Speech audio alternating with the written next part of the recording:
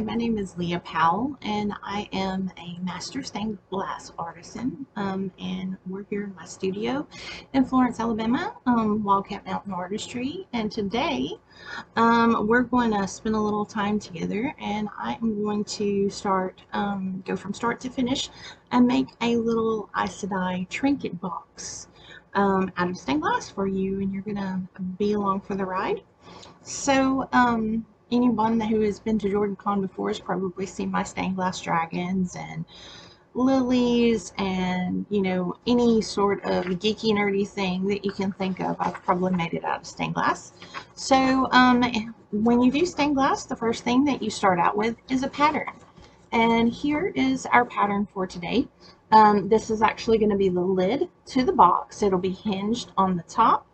All four sides of the box will be this piece, and then there will be a solid piece that is just one piece of glass that is the same size as this lid, that will serve as the bottom of the box as well. We're going to be using brass tube hinges in order to hinge the box, so it's going to be really fun. So the old ancient Aes Sedai flag, or the symbol, is usually represented with a red background, and of course the dragon's fang and the flame of Tarvalin. So I have a bit of black glass.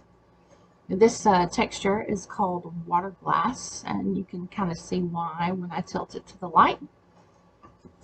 This is just a plain smooth piece of white glass that we're going to use for the flame. And then the red is actually a cherry red water glass as well. Now this looks a little bit orange in this light, but I assure you this is cherry red.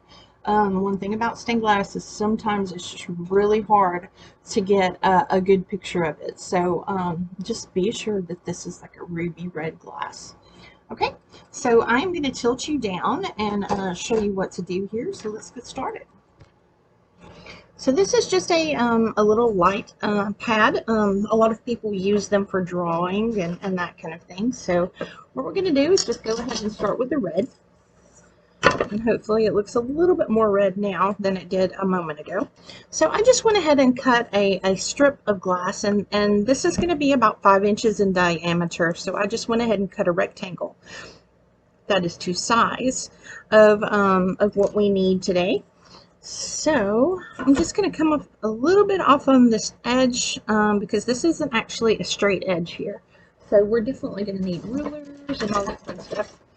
So we just use regular plain old Sharpie to pattern our glass. Now I want to make sure that all of our textures go this way whenever we're assembling. So what I'm going to do is I'm going to pattern all 4 of these lid pieces together and cut them out of the same glass. That way they are seamless.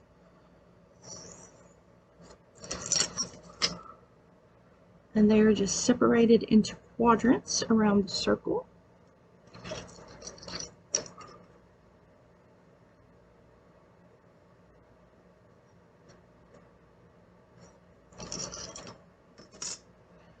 Now, patterning is definitely an integral part of making any piece of stained glass, because if your patterning is off, that means that when you cut your piece, it will be off. And nobody likes to have to deal with that. So I'm just taking my time and going around this circle to make sure that I don't have like any flat edges or anything that would detract the eye from the centerpiece here. Okay. And as you can also see, the pattern is numbered, and that's just so that once we get the pieces ground, I don't have to play around with them to figure out which ones go where. Okay, and I put an X here in the center just to remind myself that I don't have to cut this out. Obviously, it would be a little bit bigger of a deal if I had a lot more pieces, but it's just a good practice to have. Now, we're going to move down this glass, And I am actually going to go ahead and utilize this straight line that we've already patterned here to make the base of the box. So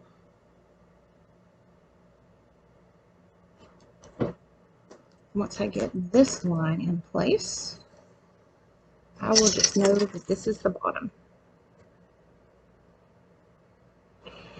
Okay. Now move down here, and I've got just enough to make one side, and then we'll grab another sheet of glass.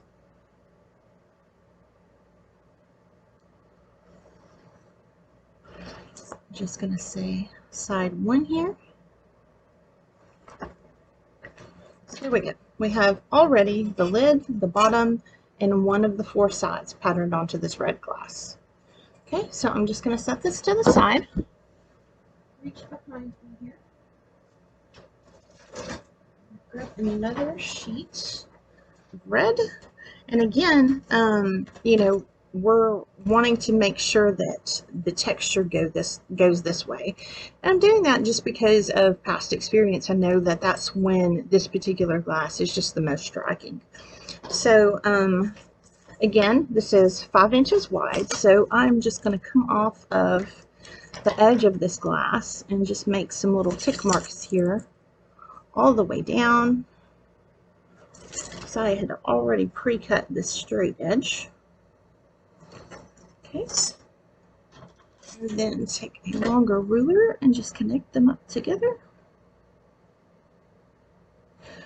This ruler has been through the gamut, obviously, but it is also cork backed, so it does not, you know, swirl around on the glass, because as you know, glass is very slick. Okay, now we just need 3 more sides. So I'm going to come down a little bit off of that edge and get that started.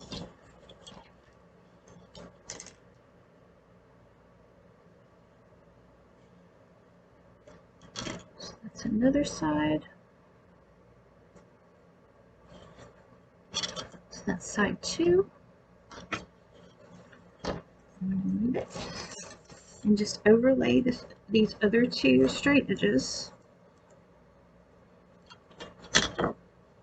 And draw another line.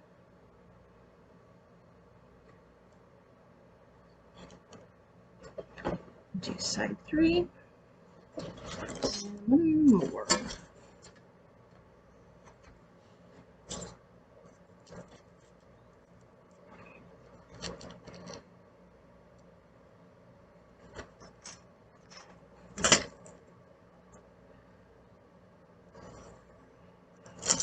And that is side 4.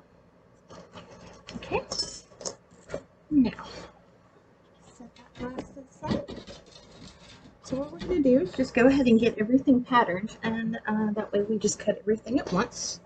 So now, obviously, you can't see through this black glass, so I have gone ahead and pre-cut out this pattern piece that I just overlaid a regular piece of paper over it and patterned that on top, and I've cut on the inside of the line. And the reason I did that was because if I cut on the outside of the line, the piece would actually be too big for the pattern. So I've made sure to cut the line off of the piece. So just to help you to see this a little better, I'm going to use a silver Sharpie on this. And on this one, again, I'm keeping that water glass going in this direction. This piece does have a texture to it. The white does not. But we want to make sure that we still follow that grain. And you see how I'm making sure that I keep at least 2 fingers on the piece of paper at all times. And that's just because obviously this is glass and it'll slip around. So there's our dragon's fang. And last but not least, we need a flame. So I'm just gonna set this on top of our pattern on our light box and just pattern this by hand.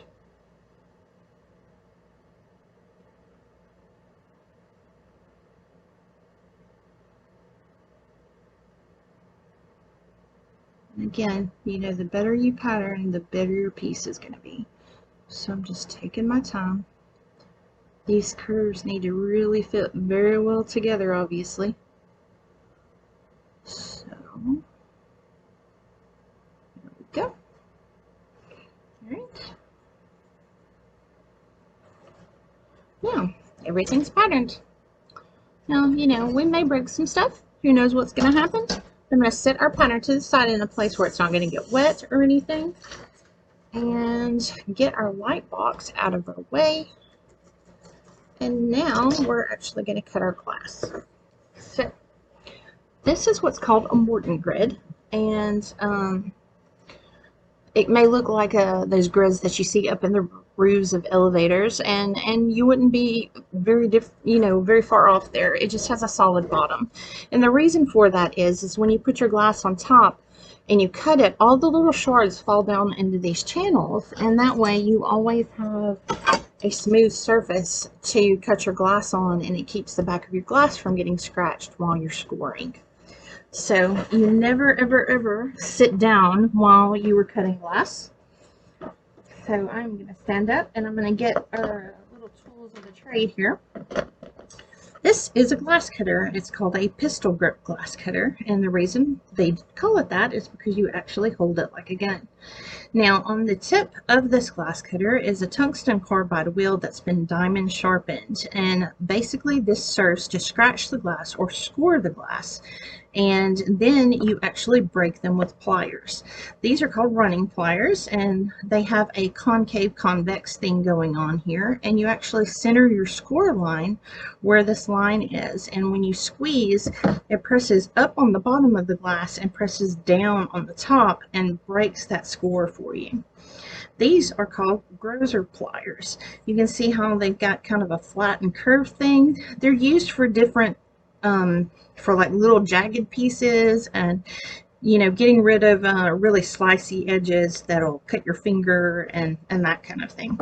So what we're going to do here is take some cutter oil, and what you do is you oil the tip of your glass cutter, and it just helps you to have a smoother score.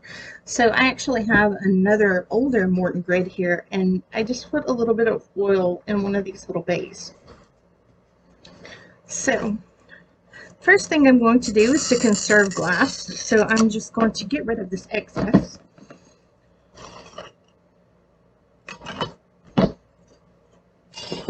Now, this is how you do this.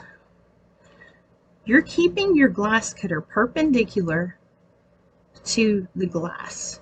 You're putting all of your pressure on your thumb and pressing straight down into the glass, and using your other hand to not only hold the glass down, but to guide your other hand, okay?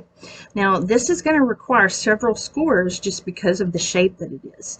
When you cut a piece of glass, you always want to cut the hardest curve first, because you have more glass to be able to structurally hold that piece together, and you're less likely to break through it. Now, this is a pretty tight curve, so it's highly possible that I may even break this.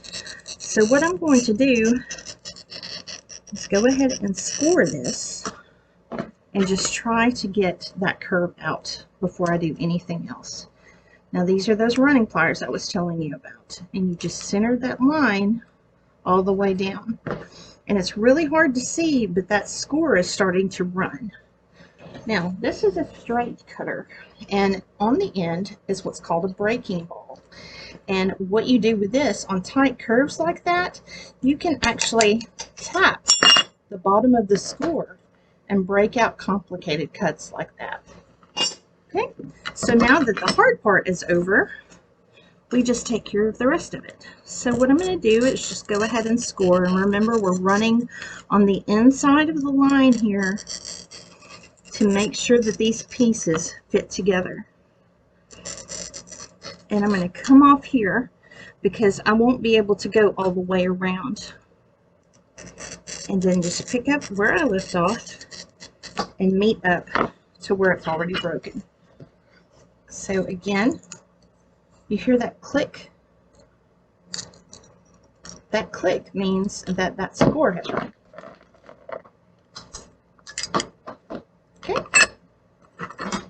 down, we get this little bit left. And now you see this really slicey piece that's right here? Yeah, that will cut your finger. So we're just going to go ahead and nip that off. And there's a little bit of a little jaggedy edge there. So there's our flame. Okay, I am just going to set this to the side.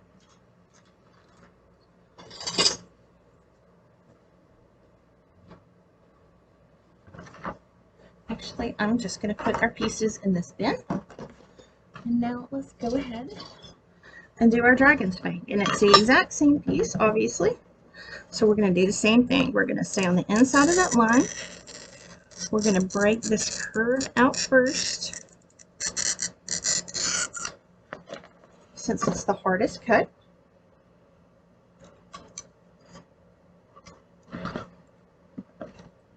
And I'm going to use that breaking ball to take care of that curve.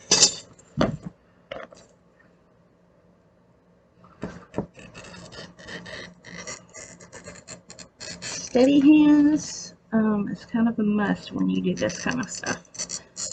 And it does require a good bit of upper body strength as well. So the height of your table is very important. I'm a pretty tall chick. I'm almost 6 feet tall, so my table actually, you know, is probably a good 40 inches off the floor, but my apprentices and my interns are shorter than I am. So I actually have tried to keep different work surfaces that they can work on so that they don't strain their backs or their necks for that matter. Okay, so this is the big test. Are these going to fit together? Look at that. That's great. Okay, so I'm going to set these to the side. Now we're going to cut our red pieces. So we're going to start with this big one that I had done just a minute ago. Now this is, again, a corked brack ruler. And I'm going to use this to help do our straight edge here. So what I'm going to do first is go ahead and cut off this excess. So there is about, I don't know, 1/8 of an inch of metal here before you get to the wheel. So I need to offset this ruler and make sure that it's a little bit to the left of where I need to score.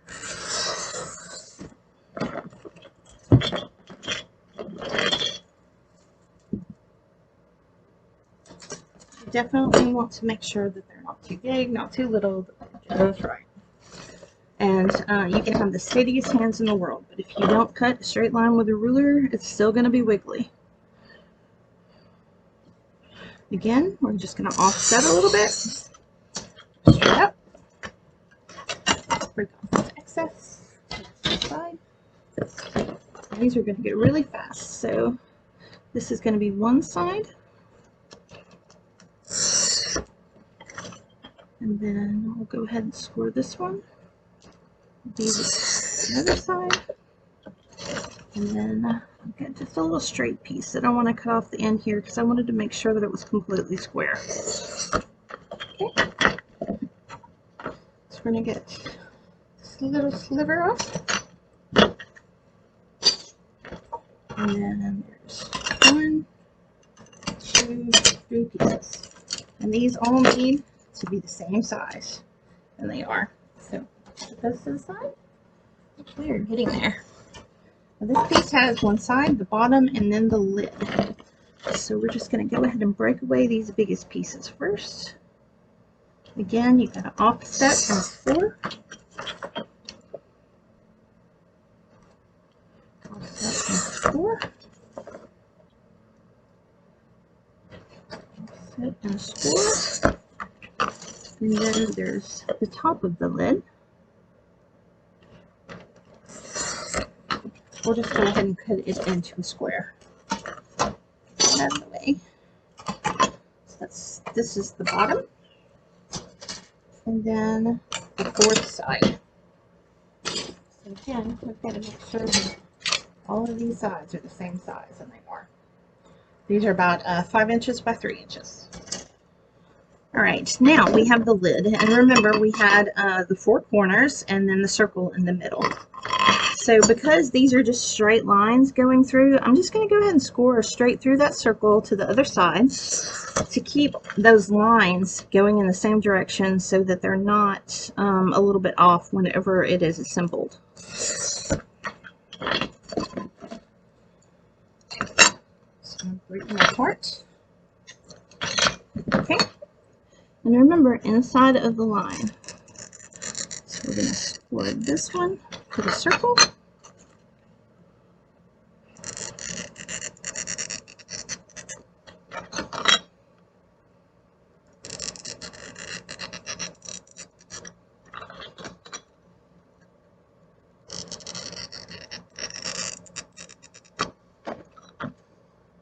Okay. Nice and easy. Pop that out.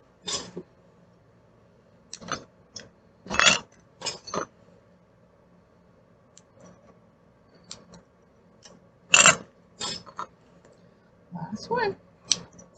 There we go. So now I'm going to reassemble this just to get a look at it.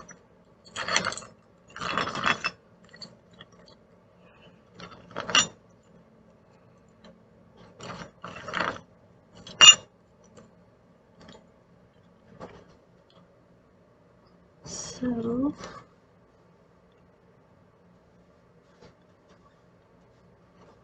I think look at that pattern again. Got 1, 2. There we go. 3, 4. Then 2 pieces in the middle. Just make sure that those fit well. Okay, so there's our lid. Now, so we have all of our pieces cut. We have to grind the edges of each of these pieces because this is the copper foil method of stained glass. And the edges of this glass are very, very slick. And we want to rough them up so that that foil will fit.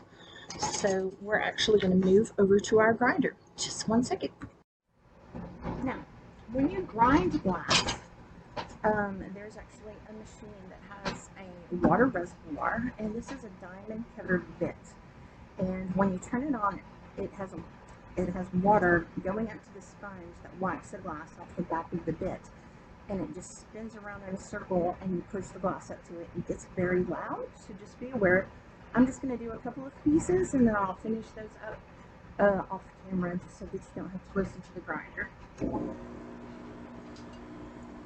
So remember how slick this is.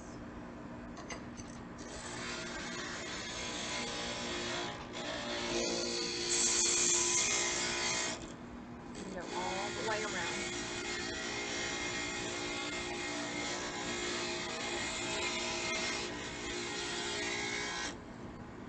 Once you get it ground, you want to give it a little bit of a rinse just to get the excess glass off.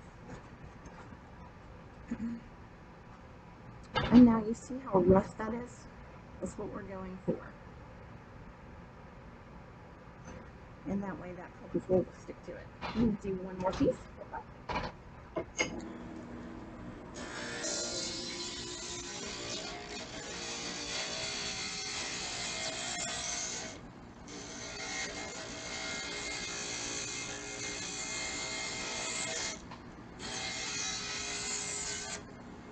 This is also a good opportunity to shave off any, little jaggedy edges that you may have from cutting.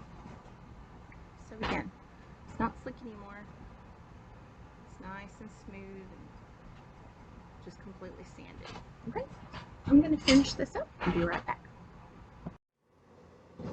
Okay, so we have all of our pieces ground, and I've already started copper foiling some of this. So this is actual copper foil. This is what we're actually going to be soldering to. Now, this is a tape. It's very, very thin copper, and it has a backing on it that's very, very sticky. Now, you can have a backing of black, silver, or even copper. And I've picked black just, for aesthetic reasons for this box. And so what you do, now, you can see our lid here. One thing that you always have to make sure of is that you do not want to start and end your copper foil on an outside edge. Okay, so with it on the pattern here, more or less, I want to make sure that I start my tape so that it's going to be embedded inside of the solder line. And the reason you do that is simply for strength. We want to make sure that when we make this, that it is going to last. So as you can see, I'm just sticking the copper foil all around the outside of the piece and pressing it down so that it sticks to that roughed up edge that we just ground on there. We're going to overlap it about 3/8 of an inch and just tear it with my fingernail. Now, this is what's called a fid, and glass artists use this to burnish down their copper foil. I have very large hands, and we have a wonderful man in the JordanCon community named Jay DeRoe, who has a lathe, and he made this out of ebony for me, and I use it every time I copper foil. So what we do first is take the outside edge and we're going to burnish it down, and you're just making sure that that sticky is really adhered to that roughed up edge, and then you're going to kind of pinch with your fingers and go around the outside to where it overlaps the edge on both sides. And this is actually what is going to make your solder line. And then you push in for those edges because you don't want it to pop up and have some of that sticky part sticking up, because if you do, then it will actually, you know, the solder won't stick to it. So I'm going to go back around the outside, and then keeping it flat, I'm going to burnish this outside edge all the way around and all the way down on the front and the back. Now when you overlap your copper foil edge, you want to make sure that you line it up right, that you don't have like a little jagged edge there where you stopped your copper foil, because when the solder hits it, that edge is going to be really visible. So that's one thing to really keep an eye on. So when you do rounded pieces that have kind of a scoop in there, you have to kind of be careful, and when you go around and you get there, you have to make sure that you're not going to go too fast to where that foil will tear. So when I come back around this point, I want to press it up against it and just keep going, and I'm keeping about just shy of 1/8 of an inch on the outside edge. This copper foil is 7/32 in size. So if I had gone too fast here, then I would have been able to see some light here, and you definitely don't want to do that. So again, you're going to burnish all the way around the outside, and then squeeze in and press into the piece, especially on these rounded pieces, so that you don't have any sticky stuff sticking up, and that you have a solid edge of copper all around the outside. Now, you see how bumpy that is? See, you don't want to be able to stick your fingernail up under there, so that's why you burnish this down with your fid, the J DeRoe fid, and you just really press that down so that it'll adhere.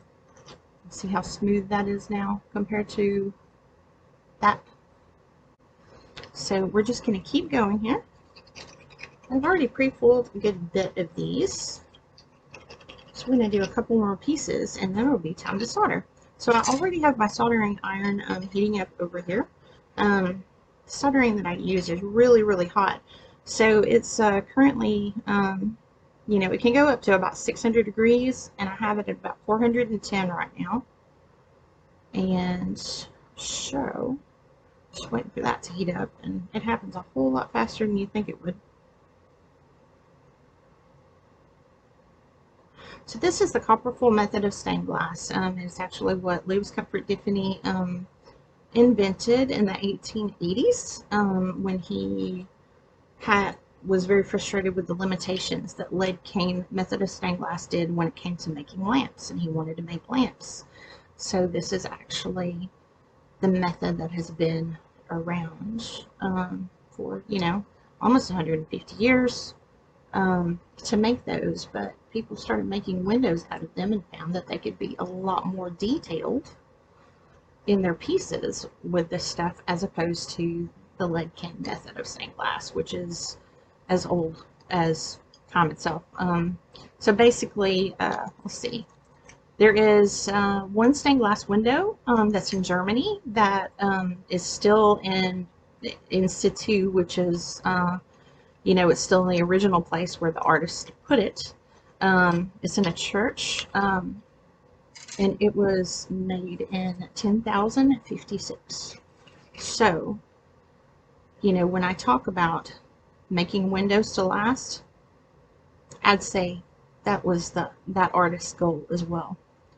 So I teach as many people as I possibly can to do stained glass, and as a master, that's kind of what I'm expected to do. But you know, this is a dying art, and we try to teach just as many people as we can. Right now I have 3 apprentices and 1 intern, and 2 of those are actually long distance.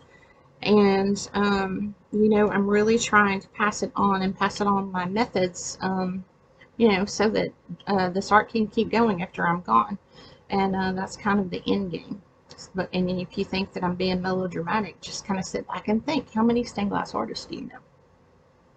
1, 2? Now, how many people do you know that draw? How many people do you know that paint? That's exactly what I mean. We're so few and far between, and the supplies to make stained glass are so expensive. They've tripled in the time that I've been doing this in the last 24 years.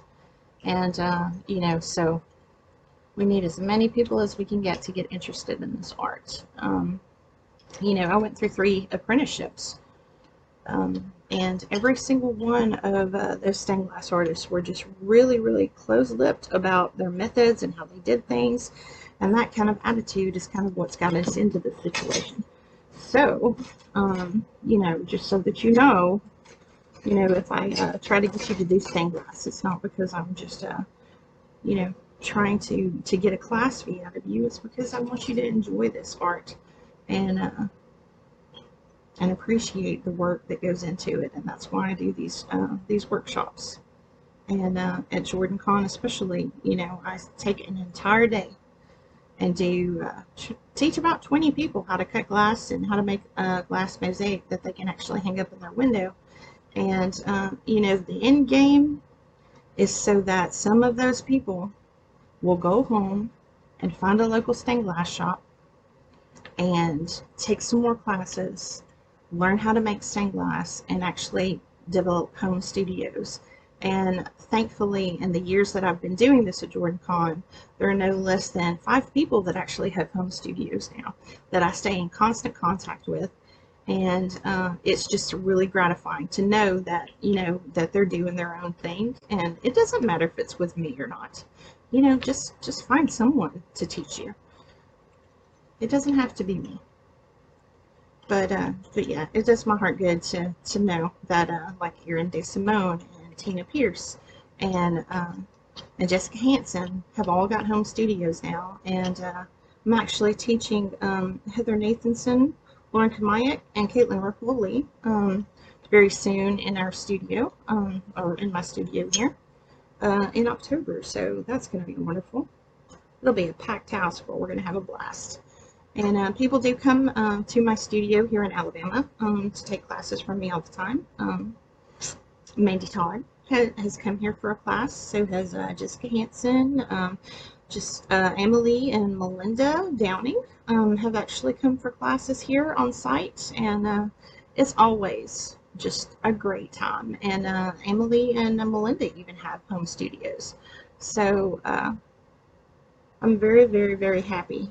You know, the JordanCon family is definitely an eclectic mix of talented people, and I'm glad that they've taken interest in this art that I love so much. So this is our last piece to copper foil. Yay! Now, what we're going to do is assemble the lid and solder it, and then we're going to what's called tinning the outside edges of the sides as well as of the bottom of the box, and that's just so that it's easier to tack together. And when you only have two hands, as most people do, it's just a little bit easier to have some solder already there to stick to. So this is always when you know that you've been copper pulling a whole lot, all of the backing, get it out of the way. Now, the solder that I use is lead-based. It's 60-40 solder. It comes in pound rolls, and it does not have rosin core. We're actually going to be using gel flux as opposed to the rosin. And, you know, that's probably 1/8 of an inch of wire going all the way around. So we're going to be using that. Here's our little bottle of flux. I put it in a glass bottle just to make it easier to get out. Steel brush. Move our heads out of the way. Thank you again, Jay. Now, I'm going to go get our pattern. You always want to make 2 copies of your pattern because when you tack solder something, you're always going to get flux on it. So we grab that.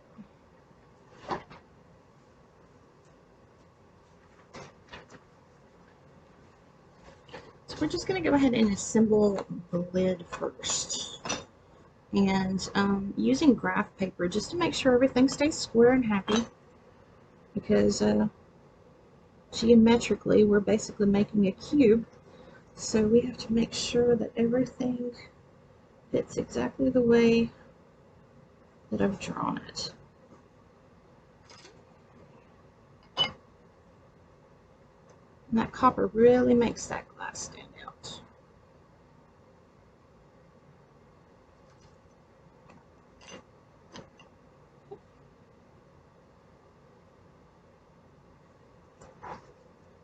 I want to thank Dina and Emily for allowing me to do another workshop for you guys. I did one last year in 2020, and they told me it was the second most watched video that year, so thank you very much for your interest. Okay, so now what we're going to do is called tack solder. Now again, we're working with lead, so we definitely want to make sure we're wearing gloves. And we want to be in a well-ventilated location. I actually have an air conditioner aimed at me right here that's blowing that way, so it's going to blow those solder fumes away.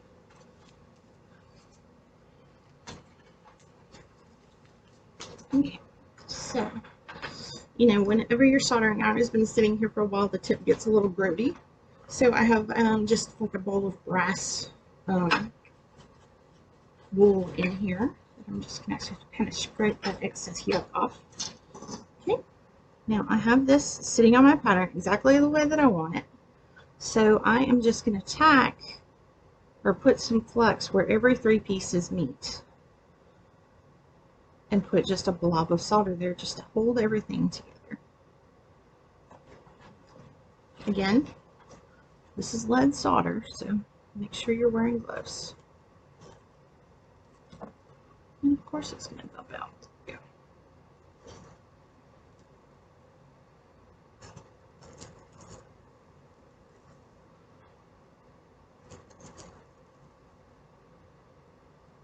Nice and easy.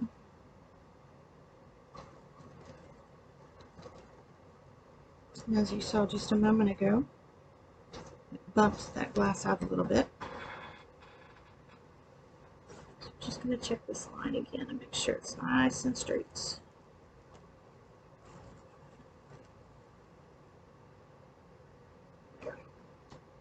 Okay, and now I can pull it off my pattern. But you see how kind of the pattern got a little yucky right there? So I set that to the side. And here are our other sides. So now that we've done that, we're going to go ahead and flux all of the copper. Actually, I'm going to turn my soldering iron just a little bit to 460. It's just a little bit too cool. Okay. So first thing I'm going to do is just tin the outside, and I'm just going to take some solder and I'm just going to basically cover the copper is all I'm doing.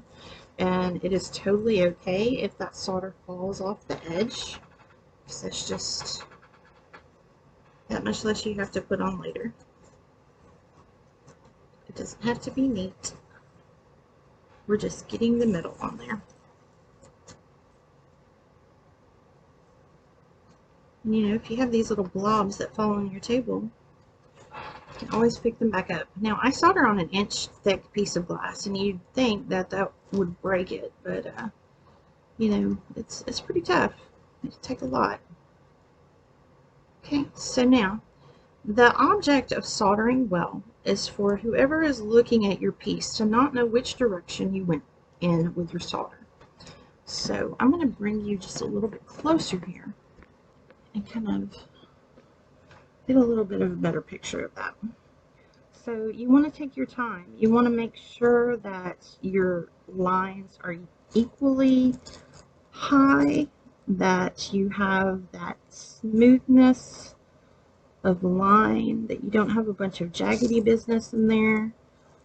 And you can actually watch as that solder cools, it'll change from very, very shiny to kind of dull. And if you have like a little jaggedy edge, all you do is just sit your tip in there and let it melt and then pop back up.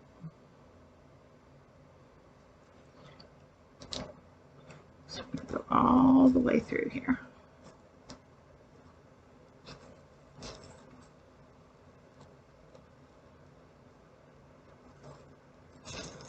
And remember that this is handmade, so it's not going to be absolutely perfect, but that's how you know you didn't buy it at Walmart.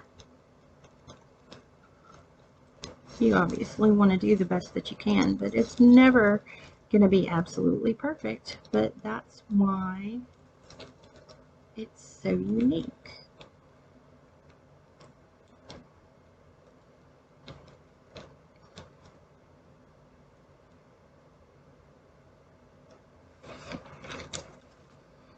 Now this solder gets really, really warm, so even when the solder looks like it's not wet anymore, it is still very, very hot. So after you solder lime, don't go reaching for your piece for a second. You know, let it cool off. I actually had a student back in the late 1990s pick up the wrong end of her soldering iron, and she still has a scar to this day. So be very, very careful when you're doing this, because you know, soldering irons can definitely give you third-degree burns. I have little scars all over my legs from where solder has like rolled off of my table and on top of my thighs, and I've got a blister on my pinky right now from where I was soldering a succulent last week. So just be careful. This is glass. Glass is going to catch you. You know, that's one thing about being a stained glass artist. You're always going to get cut. You're always going to get burned. It's not a question of if, it's definitely a question of when. So, you know, this stuff isn't for the faint of heart, that's for sure. But you'll find that you get better and better at not hurting yourself after you do it a couple of times. You know, as with most things.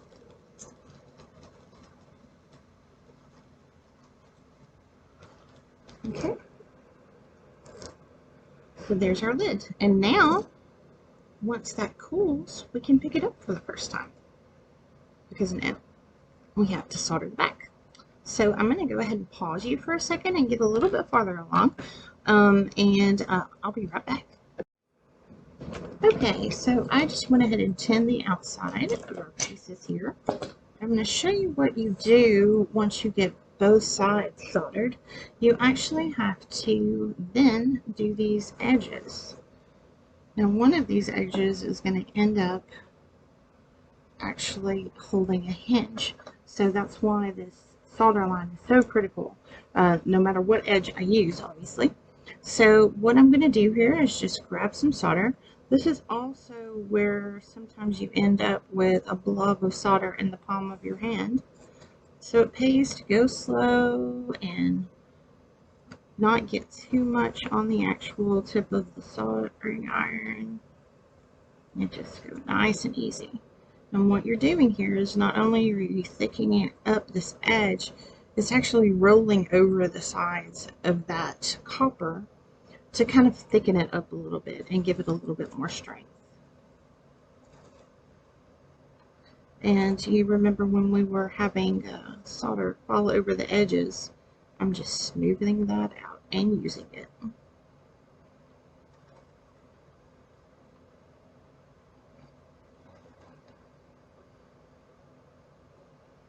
So it's two sides. And I've got this towel here.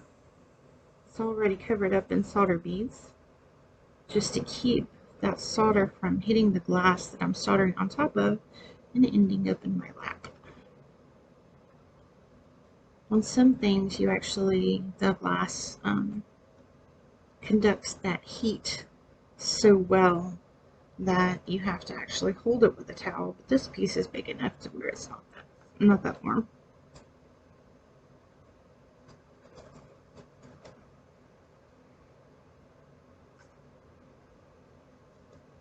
This is where, when you were lining everything up on your graph paper, all the edges line up real nice and evenly.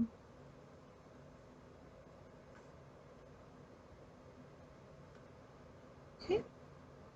Once that cools, you're going to actually lay it flat again and just barely touch just the edge so that you smooth out where that lead fell over the side of the one lead line on each side.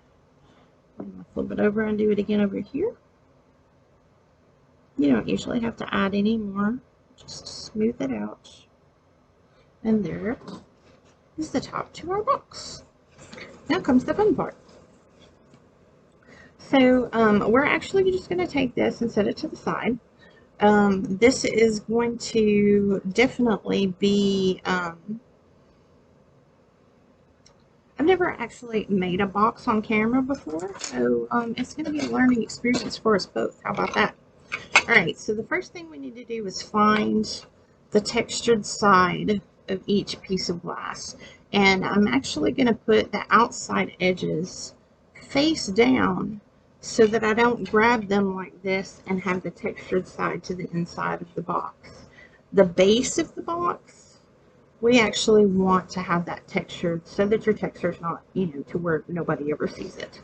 So, we've got all four corners here. And I'm just going to take my solder and just make sure that the wire is just kind of sticking up here. Excuse me. And I'm going to take one piece, and you know that this all has solder on all of these edges. So I'm going to take one of the pieces and I'm going to line it up. This is where you cutting with a ruler was very, very important. So obviously, you want to make sure that that straight edge makes another straight edge. And then, do this piece here. And I want to make sure that these corners are also lined up.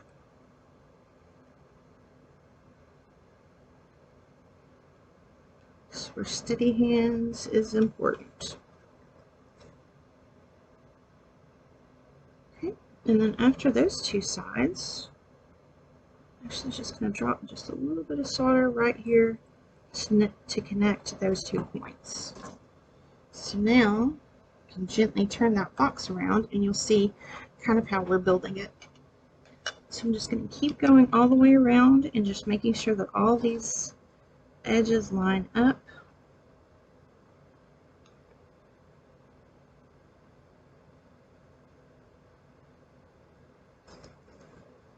Again, if your hands are a little shaky, take your time. You don't have to be in a hurry. This isn't a race. So just do your thing.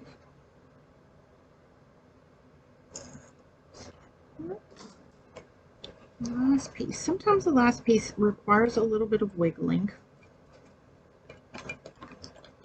This one is going to fit pretty well. So I'm going to go ahead and do the bottom. I'm basically going from point to point, like the edge of the glass up against the other edge. And that gives me a nice firm line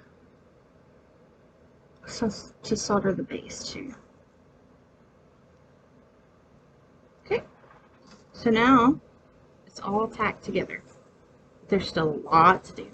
So now, when we flip it over, you see how, you know, I have these lines here. I'm going to go ahead and, on the inside, go ahead and solder them here so that that lead falls through the cracks in the glass and out to the other side. And that way it's actually easier to solder it later when you flip it over. So I'm going to go ahead and flex these inside edges.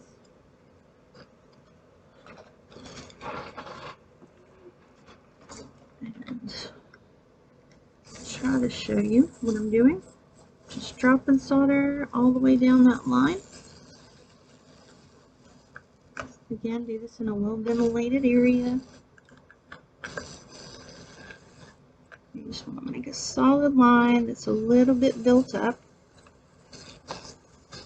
It is not uncommon for when you're soldering the outside to have some of that fall through, and that's totally fine. It happens to everybody.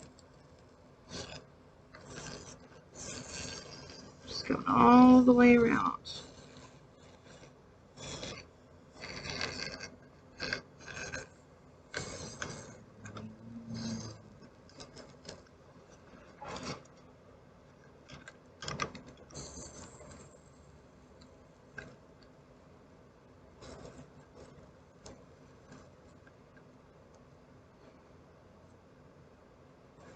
And I can't see this one. I can turn it so you can see it a little better.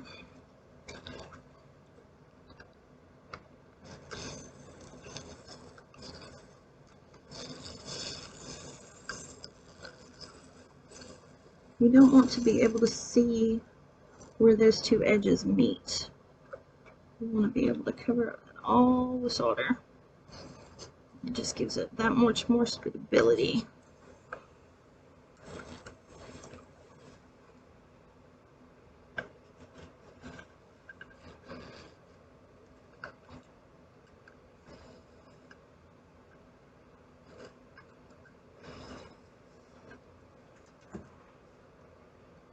Also do it this way, either way.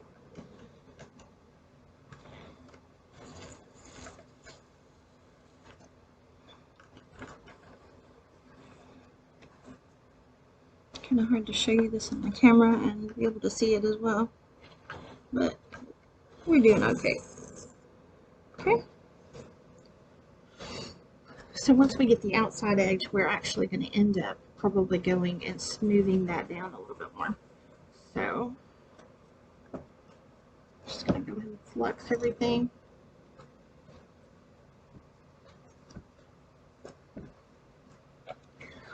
Now, to continue the inside edges here, I'm just going to run a solder bead down this side.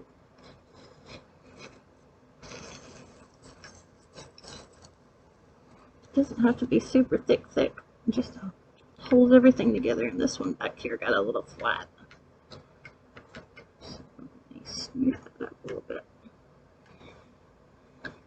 You're constantly, just train your eye to just constantly look for little imperfections in what you're doing and just fix them when you see them, because otherwise, you know, you hate to be almost finished with something and then have to go back and fix a bunch of little things when you could have just taken care of it as you went.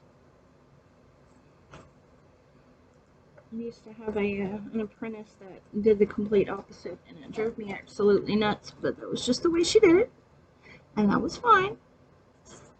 But she'd be soldering the window, and there would be just balls of solder everywhere, and she just wasn't taught to clean up as she went, so she would be, you know, really close to completing the piece and have to go back over the whole entire thing. And it just takes, it's almost like you're doing it twice if you do it that way. So if you fix as you go, then you save a lot of time.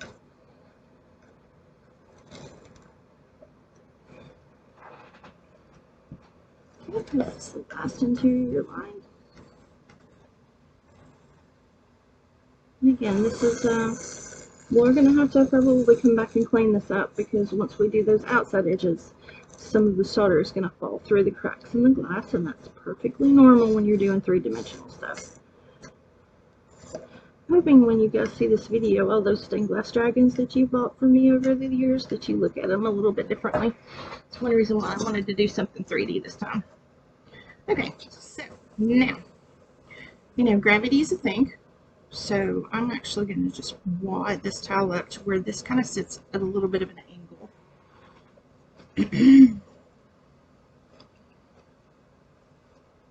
Okay. Now I'm just going to take and run a bead of solder down this edge. I'm going to make sure that it is thick, but I also have to make sure that I remember that there's a crack between these two pieces of glass. So that solder likes to fall down in there. So a little bit at a time definitely makes a difference. Come back and clean up your line. Make sure it's nice and dry. Then twist around to the other side. Now this edge already has like a bunch of solder here, so I may not even have to add a whole lot to this one. So first I'm going to take what's already here and just kind of spread it out.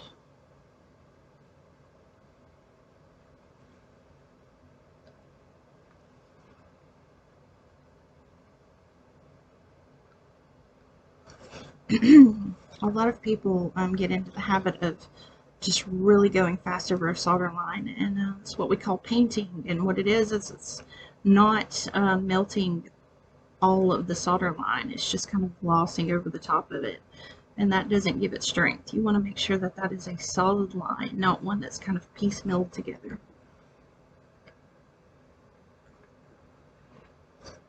Okay. Take the next stitch. Again, this one's got a good bit of solder on it, so just smooth that out.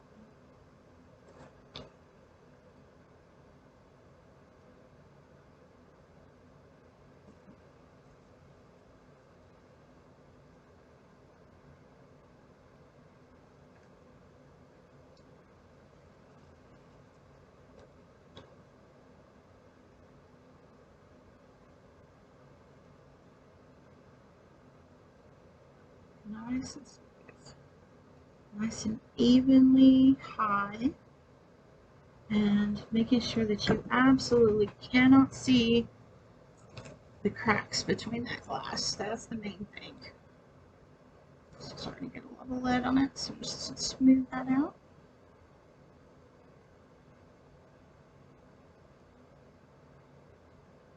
Let that cool.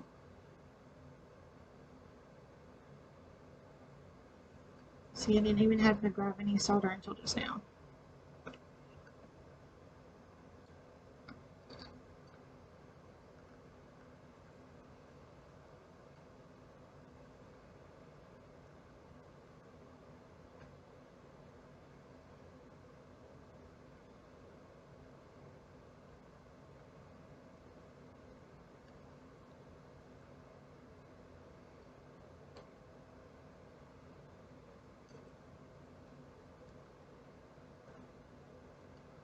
Get these corners nice and rounded where the three pieces meet.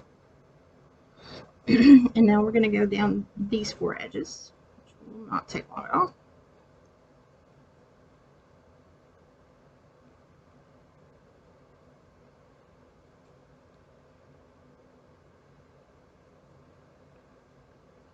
See, that almost got my finger just then.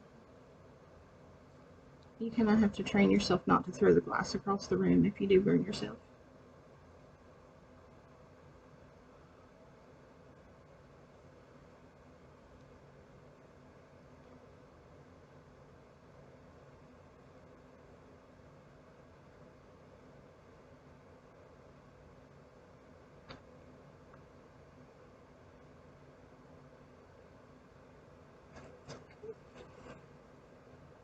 We are getting there slowly, slowly.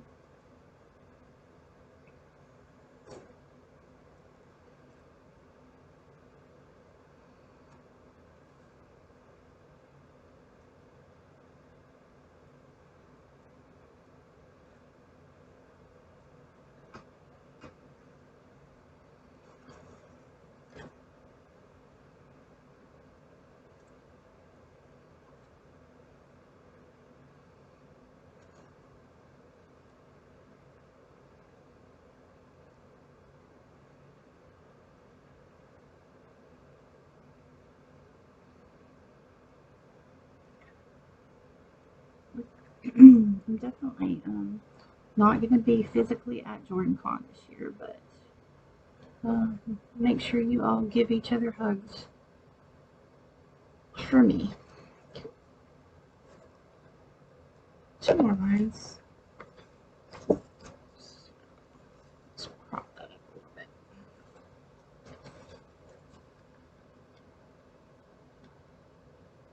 A little bit faster.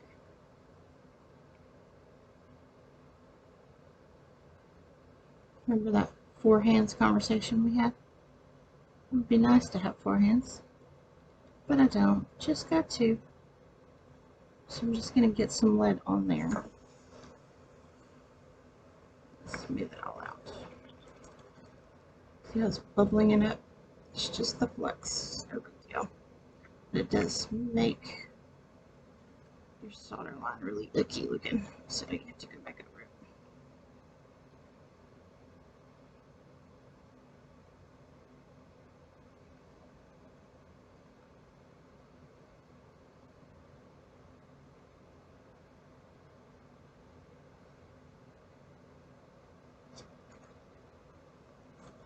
Okay, this is the last corner.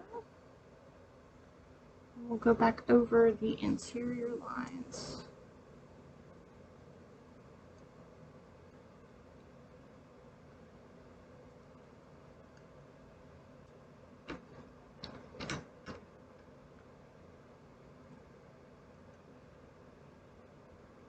If you want to follow me on Facebook, my stained glass shop is called Wildcat Mountain Artistry.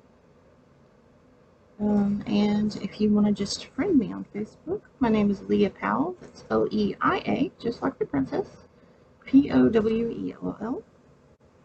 If you want to email me, my email address is Leia Powell, L-E-I-A-P-O-W-E-L-L glass @yahoo.com. Do classes for people all over the world, and get lots of emails from folks just needing tips or whatever. So just let me know if you get stuck on something if you start doing this, and I will do my best to help. Alright, so I'm just going to quickly just go inside and just kind of clean up these lines a little bit. Just from where the solder fell through. There's not a lot of them, thankfully.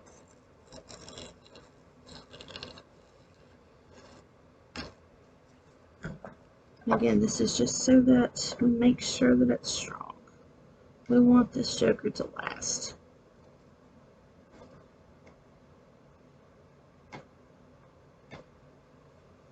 Okay, now this top edge is super important because this is actually where the lid will cradle on top. So we're going to build this up a good bit. It's already been tinned, but there's no thickness to it. It's just a very, very thin layer of solder. See, I'm just kind of tapping it down. I'm doing that just to keep it from getting so hot. But it still stays smooth and wet as you go around it. It's nice to see that everything is nice and level and meets the way that it should. That takes lots of practice, especially on 3-dimensional things. And this is also just falling over the edge, so it's nice and smooth. So once all of that, we go just like we did on the lid, and just where it fell over, we're just going to smooth that out.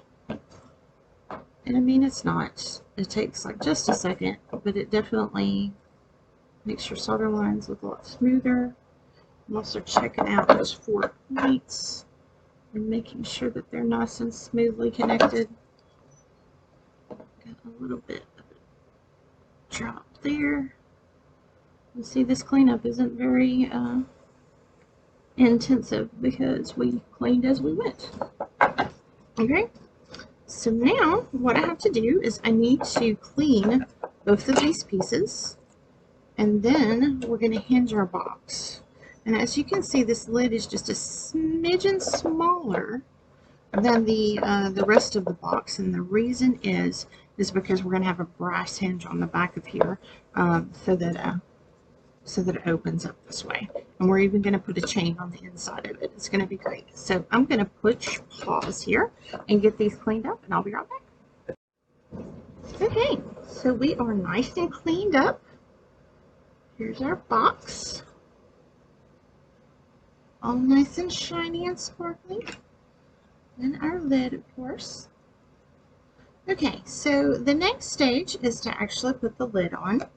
And I have actually made a little clasp to go on the front to lift it with, so that you're not having to dig at the solder lines to get the box open.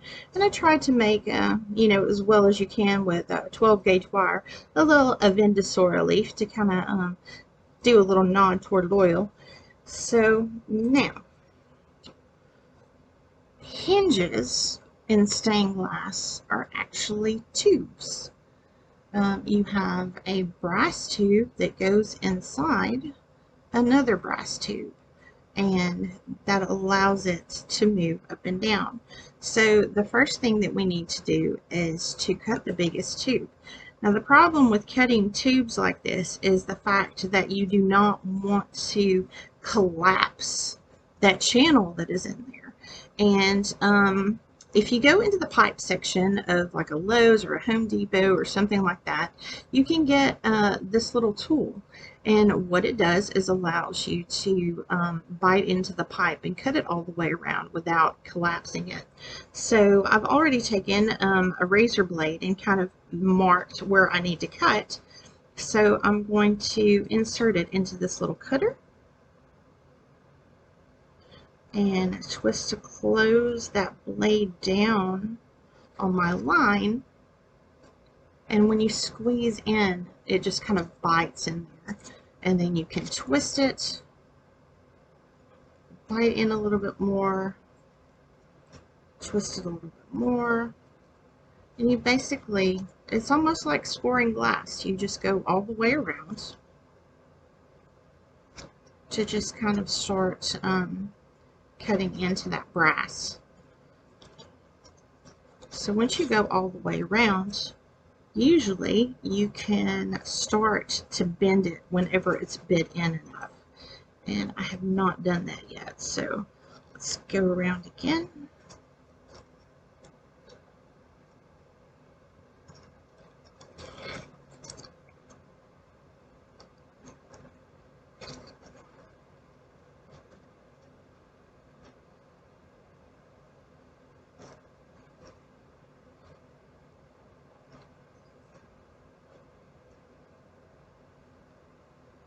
I used to do it with razor blades, and more often than not, I would actually end up with like a little jagged edge at the end, and that definitely was no bueno when it came to this kind of thing, because you want that lid to go up and down, you know, pretty seamlessly. So now, there we go. And see how the channel is still perfectly round. So that is actually what is going to be attached to the lid itself. And then this part we're actually going to take about 1 inch on each side. And what's going to happen is we're going to come around this angle and actually solder this to this edge of the glass. So again, this one doesn't matter if you collapse that, because you don't have anything going inside of it. So I'm just going to nip it off and fling it across the room. That's just the way it works. Okay, so now we obviously want to make sure that we have the fang and the flame going the right way. And again, this is handmade. It's not going to be absolutely perfect. It's just the way it is. So I'm going to take the lid, move the box to the side. Now, another thing that you have to be careful about is getting solder in that channel. So I'm going to solder this, this brass, but I'm not going to go all the way to the end for that reason alone. Also, I want to kind of tilt it up a little bit. So I'm going to take a little bit of lead cane that I had laying around from another project and kind of prop that glass up. So this is almost, it's not under it, it's just like a little step below it. Okay, I'm going to center that in there and go ahead and solder that to the lid. Again, we're just tacking it in place, staying away from that edge as much as I possibly can. Brass definitely conducts heat, so this is going to be super duper hot, and you can even see the flux boiling as I solder it. So I'm just going to build up a little bit of a bead on top of it and kind of let it cool down in different places and just get that all silvered as much as I possibly can. And flux also will cool it off. You see the smoke coming off of it? It's very, very hot right now.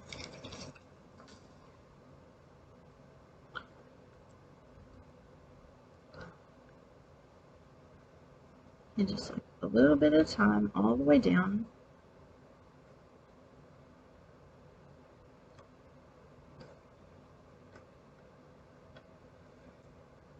And touch that solder line. And now you can see how it's just kind of stepped over just a little bit. And now we're going to do the back.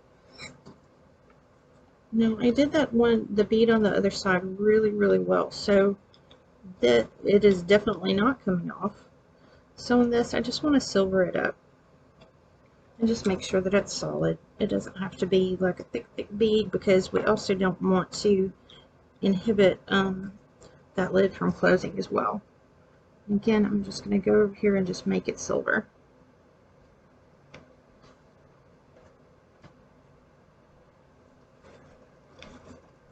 Okay.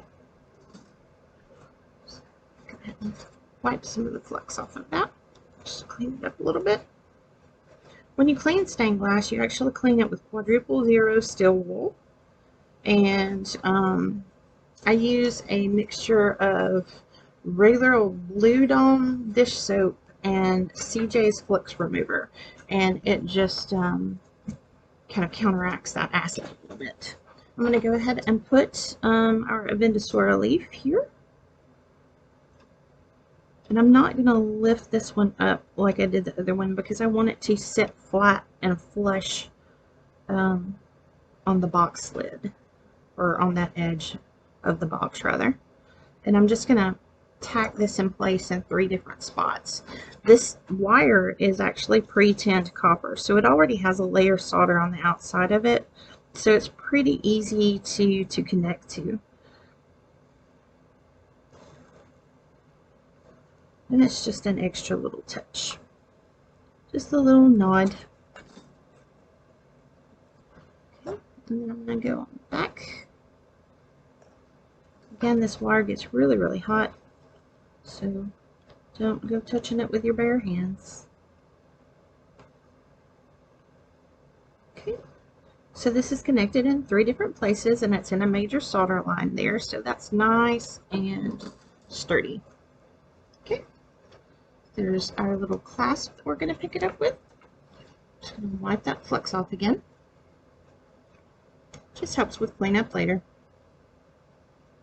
And it is definitely warm. So now that those are in place, I'm going to slip this hinge through. And I'm going to just kind of take a moment and look at the box and see how the lid fits and how it's going to kind of sit on top of the box. Do I want to do this edge? Do I want to do that edge? Which one fits better? because, you know, this is handmade. It's never going to be absolutely perfect, and that's okay. There's no shame in that, no harm in that.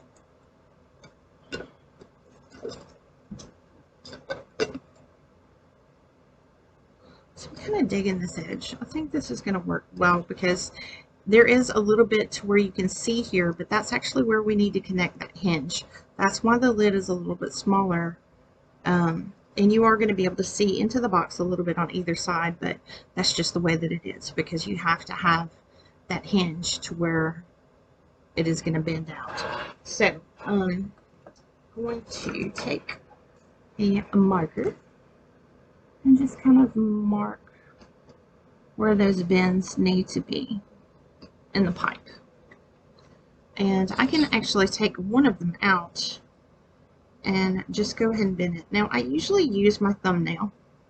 You can use pliers if you want to, but typically I can get a better right angle if I just kind of easily bend it down. So now, once that one is done, I'm going to put it back in the channel. Oh, try to anyway. There we go. And see how this is already, see how that's just going to lay down on top of that line right here? That's what we want. So now I'm actually going to take the lid, and I have my thumb where I need to bend it, and I'm going to start bending it out. So when I bend it this way, it actually needs to be to where the other side can come around that corner too. I wish that I could do this a little bit prettier and to where you see things better, but some things you just have to muscle in, and this is one of those things. Okay. Twist it to where they're both flat in the same place. Okay, so now we have our angles here. I'm going to nip this one off. It's a little bit longer than the other one, just for aesthetic reasons. I don't want one of them to be longer than the other one. Okay, and I mean, the lid is going to shift a little bit, and what I'll do eventually is put a little blob of solder to where this doesn't actually move around this way, only this way. Okay, so now comes the fun part. By fun, I mean hard. So,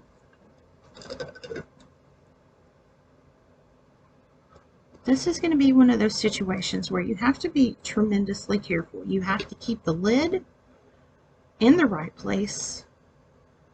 You have to make sure that you don't solder the lid to the hinge, to the box. You know, this is the hard part. This is what separates the pros from the hobbyists, I guess you could say. Right? So I have to find out where I'm going to solder those so that that lid is flush on the back. I want to make sure that this is absolutely flush with the back of that box. So I'm going to tack these hinges in place. And once I get them tacked, it's not that big a deal, but just making sure that everything is happy and lined up and stays that way while you're tacking them in place is the hard part. So, alright, here we go. Just a little bit of solder. Again, I'm trying really hard not to solder that lid to that hinge. And to the side. So I'm going to take this razor blade and just hold it down because this is going to get super hot. And just get it nice and tacked in place.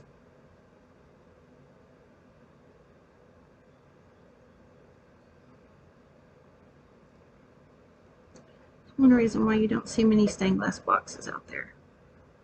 Super steady hands. And they can really screw it up really easily. Alright, so that's nice and flush. Now, I'm just going to lift it up and see if that is working, and that is actually beautifully working. So now I get to smooth it out and make it pretty. So you see I've already built up this solder, so I'm going to do the same thing on this side. Flex it.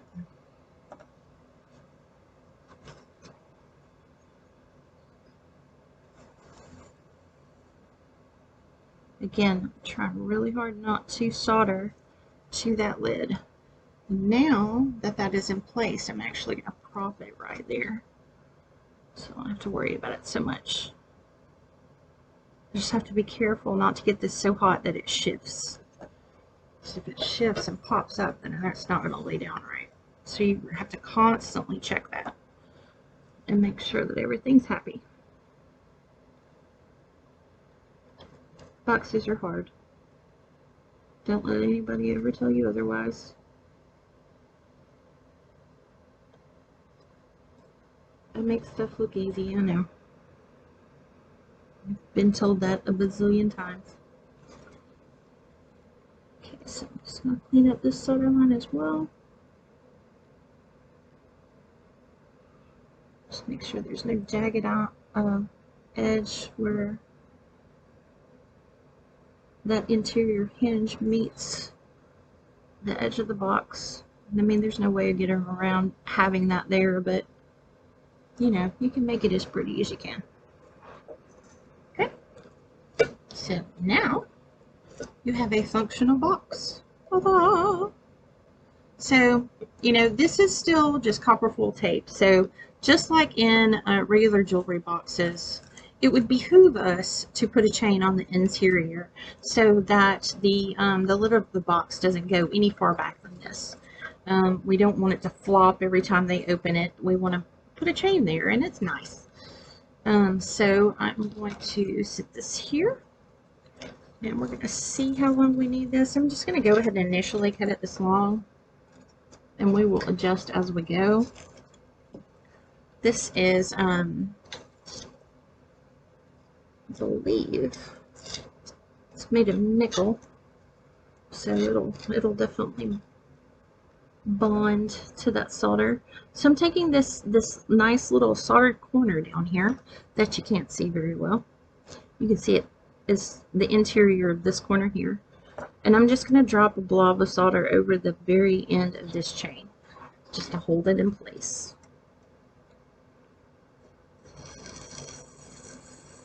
You can hear the flux boiling. Nickel is a little tougher than lead and tin and copper, so I'm going to make sure that it's all up in there.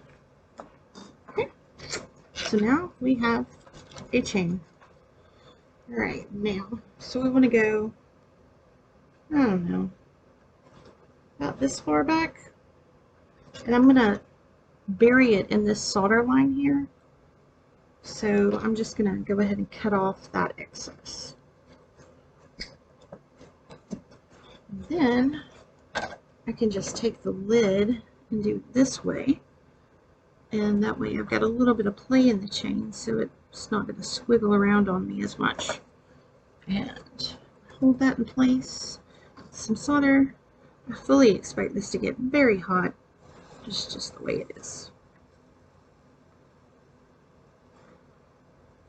As it gets bound in there, I can at least move my hand down the chain where it's not as warm. I'm going to clean up that line. Wipe that flux off. Get this corner flux off. And there you have it. Now that goes a little bit farther than I wanted it to, right? So because I boo-booed, I'm going to take about ½ an inch off the chain, and we're going to do that again. Constantly checking these out, making sure everything's happy. So Again, I expect this to be hot. It's just the way it is.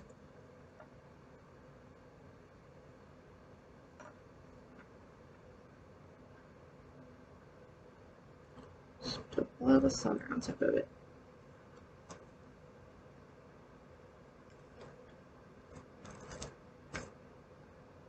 Hold it in place where it gets really warm.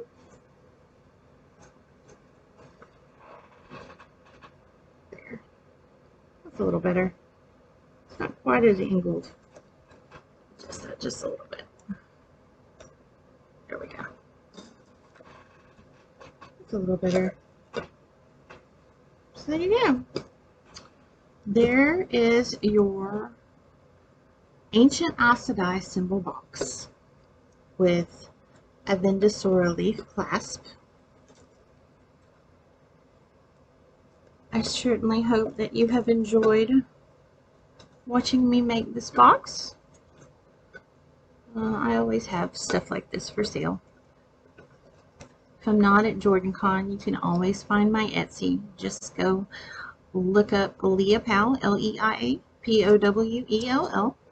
I have an Etsy page covered up with stuff, and I will miss all of you this year, but I will definitely be there next year to teach bunches of people how to do stained glass and to sell cute little things like this.